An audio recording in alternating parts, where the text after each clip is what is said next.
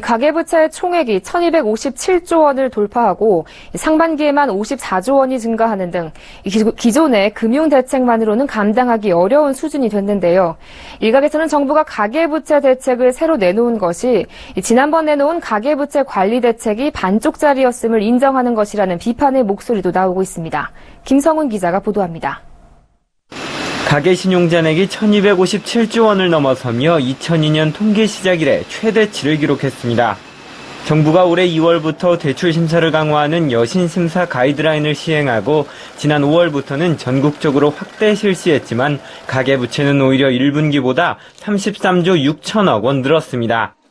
지난해 4분기 38조 2천억 원을 기록한 이래 두 번째로 큰 규모입니다.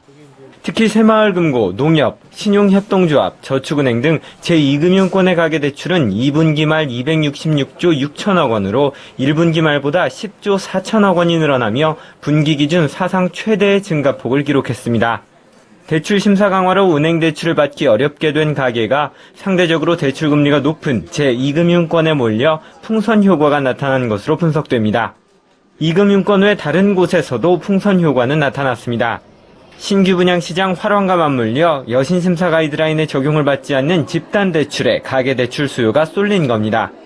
주택시장이 상당부 활성화됨에 따라서 집단 대출이 상당부 늘어나고 있는 것으로 판단하고 있고. 주택담보대출 중 집단대출 비중은 지난해 말만 해도 12.4% 수준이었지만 올해 6월 말 49.2%로 늘어 최근 가계대출 증가의 주요 원인이 되고 있습니다.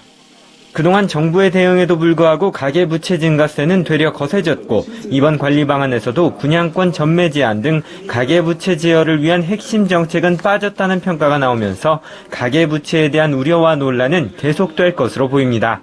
서울경제TV 김성훈입니다.